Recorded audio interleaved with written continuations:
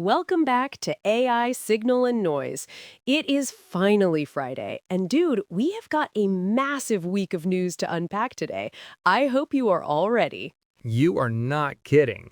I am Morgan, and between OpenAI dropping major new models and researchers sounding the alarm on robotics, it has been an absolutely nonstop week. I'm Taylor, and yes, my brain is officially full of tokens, but we have got the four biggest stories you need to know heading into the weekend. Let us just jump right into it then. The biggest shocker this week has to be OpenAI's surprise release, right? Everyone is talking about it. Oh, absolutely.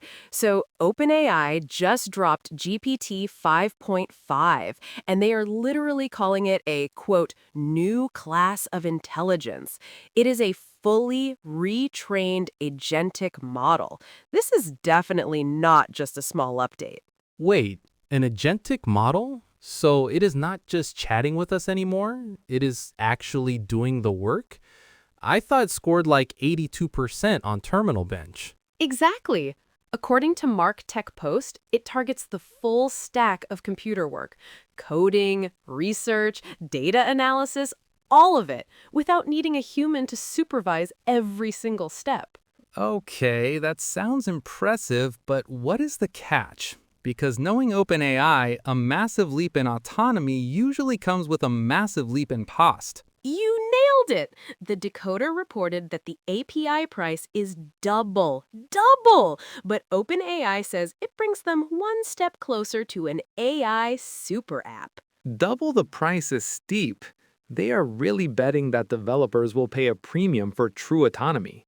But do we know if it actually works reliably? TechCrunch says it offers increased capabilities across a broad variety of categories. It switches between multiple tools autonomously. It is basically a digital employee at this point, which is wild. I will believe it when I see developers actually deploying it in production. Agentic models have a bad habit of getting stuck in endless loops or hallucinating when things get complicated. Totally fair, but if it really can just run software on its own, a higher price might actually be worth it for enterprise companies. It is a huge gamble. If it pays off, it really could be the foundation for that super app they keep talking about.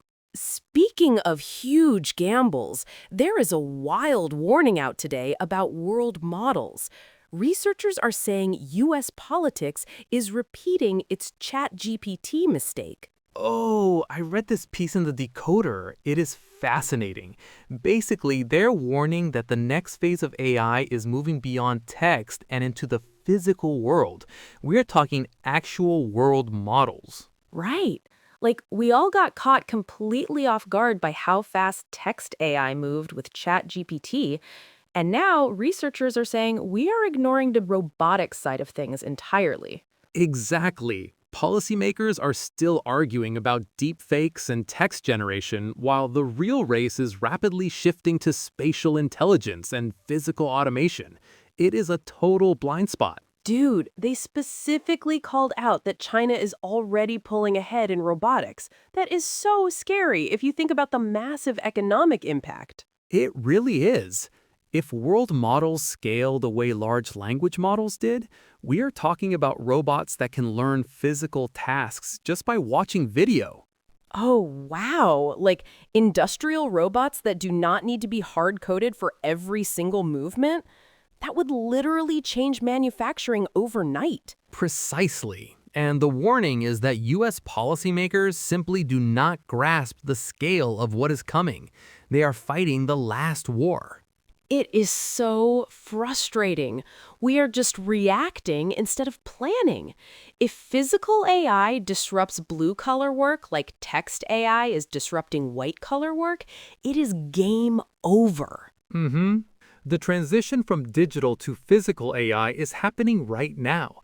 We need regulations and infrastructure for robotics today, not 5 years from now. Okay, shifting gears to Google. They just announced something called ReasoningBank, and I think it is such a cool approach to making agents smarter and more reliable. I saw the Mark Tech Post article on this.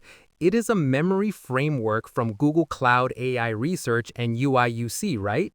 How exactly does it work under the hood?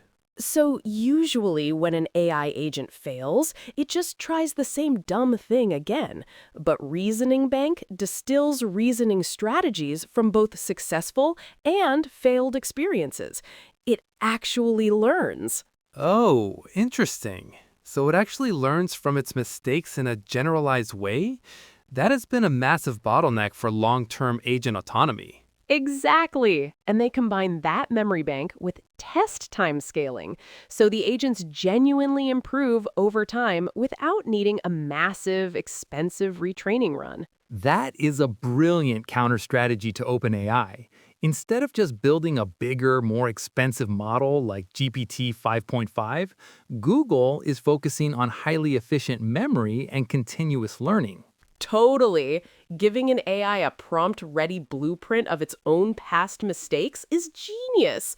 It's like teaching it how to fish instead of just giving it a fish. And for enterprise applications, that predictability is huge. If an agent remembers why a specific database query failed yesterday, it will not crash the system today. I mean, I wish I had a reasoning bank for my own life, just automatically logging my failures so I do not repeat them. So cool. Don't we all? But seriously, this kind of architectural innovation might be what finally makes AI agents reliable enough for mainstream corporate use. Okay, our last story is mind-blowing. OpenAI is rolling out ChatGPT for clinicians, and it is apparently outperforming actual human doctors on complex clinical tasks. Wait, really? We have seen models pass the medical boards before, but outperforming active doctors in clinical tasks is a very bold claim.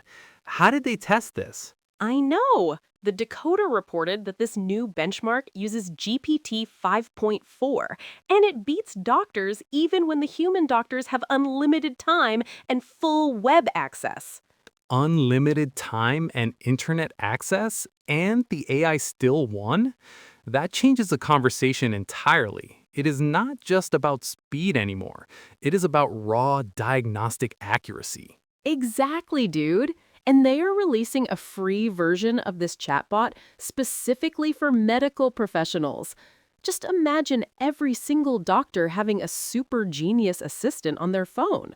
It is definitely promising, but I have to remain a bit skeptical. A clinical benchmark test is very different from diagnosing a complex, stressed patient in a real hospital. Oh, for sure. But think about the administrative side too. If it can perfectly analyze a patient history while the doctor focuses on the actual human interaction, That is the real value proposition.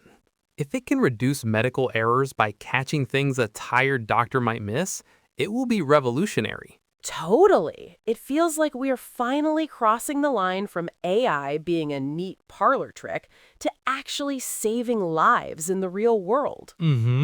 But the liability questions are going to be a nightmare. If the AI suggests a treatment and the doctor follows it, who is responsible if it fails? True. The lawyers are definitely going to have a field day with that one.